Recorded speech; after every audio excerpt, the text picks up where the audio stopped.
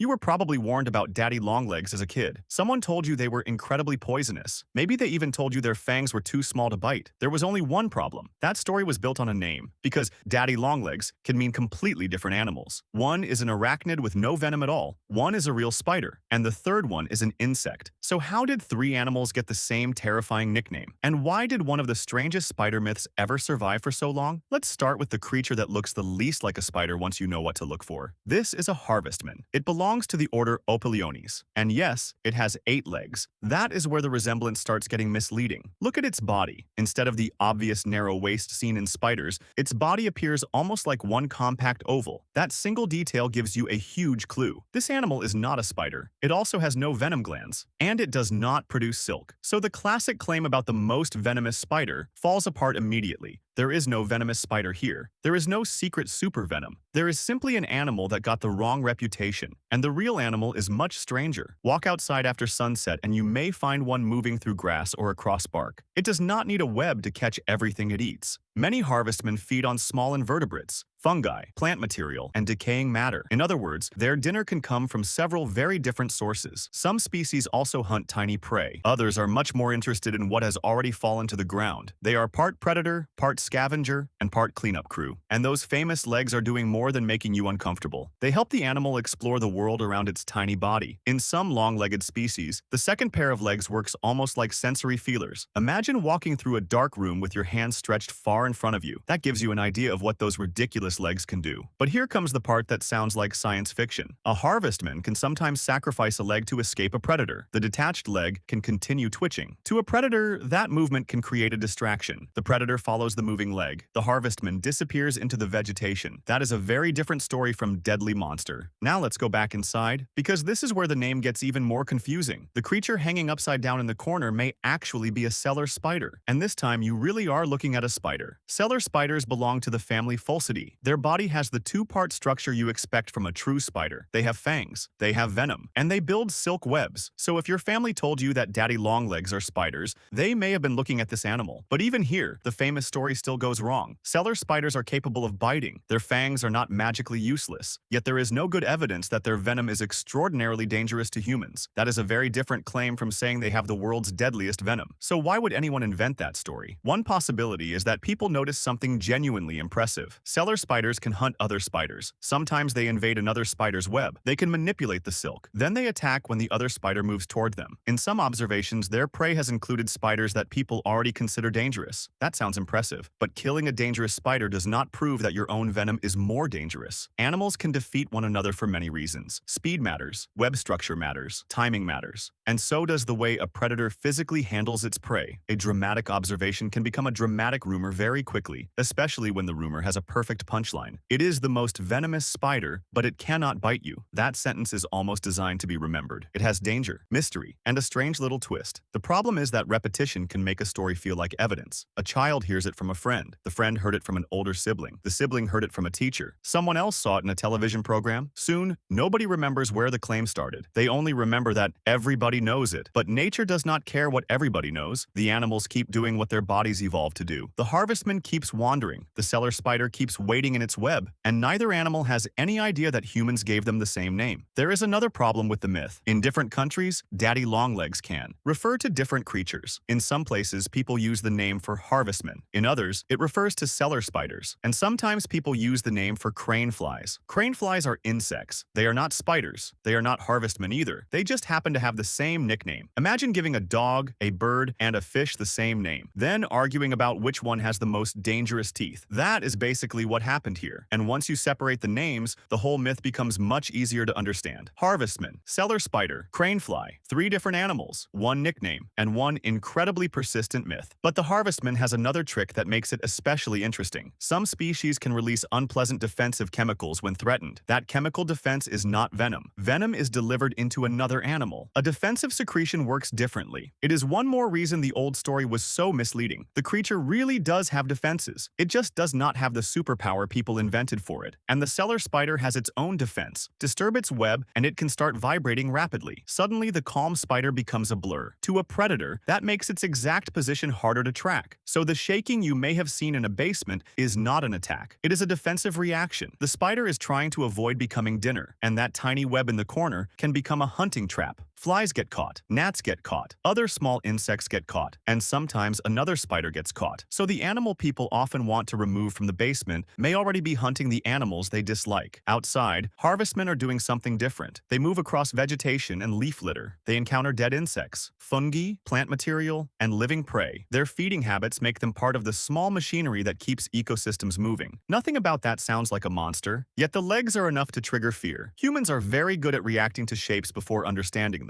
8 thin legs appear. The brain fills in the rest. Dangerous, poisonous, kill it. But then you switch on the light, and suddenly the monster is just a tiny animal walking across the wall. That is the real twist in the Daddy Longlegs story. The creature was never hiding a deadly secret. We were hiding the real identity from ourselves. We took several unrelated animals, gave them the same nickname, added one dramatic rumor, and repeated it until it sounded like biology. But biology is much more specific. A harvestman is an arachnid, but it is not a spider. A cellar spider is a true spider. A cranefly is an insect. And none of those facts requires a scary story. The truth is already strange enough. A harvestman can lose a leg and escape. A cellar spider can invade another spider's web. A spider can turn itself into a vibrating blur. And a tiny creature in your basement may spend the night catching insects. That is more interesting than a fake super venom. So the next time someone tells you that Daddy Longlegs is the most venomous spider in the world, ask one question. Which Daddy Longlegs? Because that question changes everything. And if the answer is a harvestman, you are looking at an animal with no venom glands. If it is a cellar spider, you are looking at a real spider with venom. And if it is a cranefly, you are looking at an insect. 3 creatures, 3 completely different stories, and one nickname that fooled generations of people. So maybe you were never supposed to fear those long legs. Maybe you were supposed to look closer, because once you know what you are actually looking at, the mystery disappears, and what replaces it is something much better. A creature that is strange without being a monster, a spider that is useful without being a superhero, and a myth that finally becomes easier to leave behind. So next time those impossible legs appear in a corner, don't panic. Look at the body, look for the web, and remember the name can be the most misleading part of the entire story, because sometimes the scariest thing about an animal is the story humans tell about it, and sometimes the truth is sitting quietly on your wall, waiting for a fly, not waiting for you, just doing what it has always done, surviving, hunting, and quietly being a Daddy Longlegs, whatever that name happens to mean where you live.